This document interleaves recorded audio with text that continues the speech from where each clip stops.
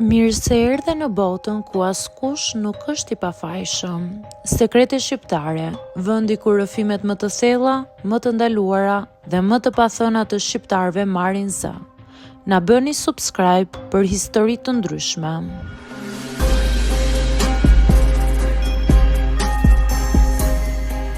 Quhem Elira dhe jam 40 vjeçe. Ka disa histori që njeriu nuk mendon kurrë që do të përjetojë në jetën e tij. Histori që duken si diçka që mund ta dëgjosh nga dikush tjetër, por jo që të ndodh ty. Për mua, një nga ato histori filloi në një mëngjes të ftohtë vjeshte, 10 vite pasi babai im kishte ndëruar jetë. Babai im ishte një njeri shumë i rëndësishëm në jetën time. Ai më rriti pothuajse i vetëm. Nëna ime kishte ndëruar jetë kur unë isha vetëm 8 vjeçe dhe që nga ajo ditë babai u bë gjithçka për mua. Prind, mik, mbështetje dhe njeriu që më mësoi si të përballesha me jetën. Ai ishte një burr i qetë dhe shumë punëtor. Nuk fliste shumë për ndjenjat, por e tregonin gjithmonë veprimet e tij se sa shumë kujdesej për mua. Më kujtohet që kur isha e vogël, më zgjonte çdo mëngjes për në shkollë. Edhe në dimrat më të ftohtë, ai dilte herët për të ndezur sobën që shtëpia të ishte e ngrohtë kur unë të zgjohesha. Ti duhet të studiosh, më thoshte gjithmonë. Jeta është më e lehtë kur ke dije. Vitet kaluan dhe unë u rrita. Ai gjithmonë ishte aty, i njëjti, i qetë, i duruar dhe i përkushtuar ndaj familjes.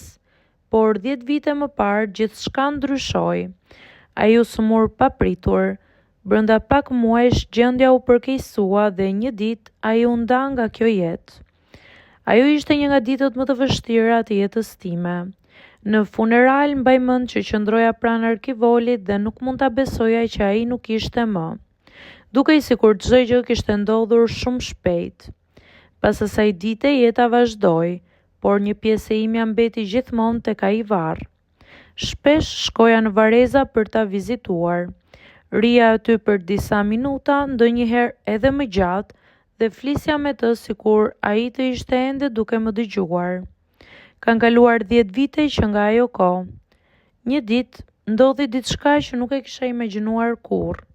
Komuna kishte vendosur të riorganizonte një pjesë të Varrezave. Disa varre do të zhvendoseshin në një parcel tjetër më të rregulluar dhe më të mirëmbajtur. Vari i babait ishte një nga ata që duhej të zhvendosej. Kur mora njoftimin, ndjeva një ndjesi të çuditshme. Ishte sikur po hapja përsëri një plagë që mezi ishte qetësuar. Megjithatë, vendosa të jem e pranishme në atë moment. Nuk doja që kjo të ndodhte pa qenë unë aty. Atë mëngjes u ngrita shumë herët. Qielli ishte i mbuluar me re dhe ajri kishte freskinë e vjeshtës që të futet në dhomë. Kur mbrita në Vareza, disa punëtorë ishin tashmë duke përgatitur gjithçka. Disa familjarë të tjerë qëndronin pak më larg, secili i zhytur në mendimet e veta. Unë qëndrova pranë varit të babait dhe për disa minuta nuk thash asnjë fjalë. Vetëm shikoja gurin e varit ku ishte gdhëndur emri i tij. Punëtorët filluan të hapnin varin me kujdes.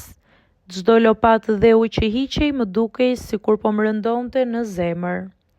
Ndjeja një lloj ankthi që nuk e kuptoja dot.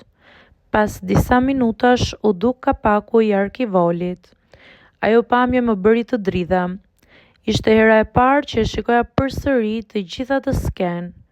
Punëtorët e nxorën me shumë kujdes dhe e vendosën mbi një platformë pranë varrit.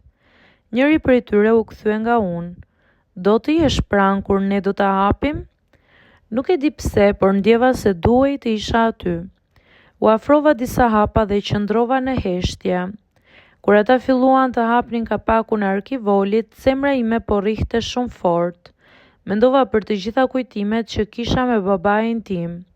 Zërin e tij, këshillat që më jepte, mënyrën si më mbështeste gjithmonë. Kapaku u hap ngadalë. Për disa sekonda askush nuk foli. Pastaj sytë e mi ranë mbi diçka që nuk e prisja as pak. Në njërin anë të arkivolit ishte vendosur një kuti e vogël metalike. Nuk ishte diçka që e kisha parë më parë. Nuk mbaja mend që dikush të kishte vendosur një gjë të tillë gjatë funeralit. Punëtorët u pan të habitur. është e familjes? Më pyeti njëri prej tyre. Unë tunda kokën, nuk e di, nuk e kam parë kurrë. Ata ma dhanë kuti në dorë. Dora më dridhej ndërsa e mbaja. Kutia ishte e vjetër, por dukej se ishte ruajtur me kujdes. E hapa ngadalë. Brenda kishte disa fotografi të vjetra, një letër të palosur dhe një unaz argjendi që dukej shumë e vjetër. Fillova të shikoja fotografitë. Në to ishte baba im kur ishte shumë i ri. Në disa prej tyre, ai ishte me një gruaj që unë nuk e kisha parë kurrë më parë. Gruaja dukej shumë e afërt me të. Ata buzëqeshnin dhe dukeshin shumë të lumtur. Kjo më bëri kurioze. Pastaj hapa letrën, ishte shkruar me dorën e babait tim. Ndërsa fillova ta lexoj, ndjeva një emocion të fortë. Në atë letër ai kishte shkruar për një pjesë të jetës së tij që unë nuk e kisha ditur kurrë.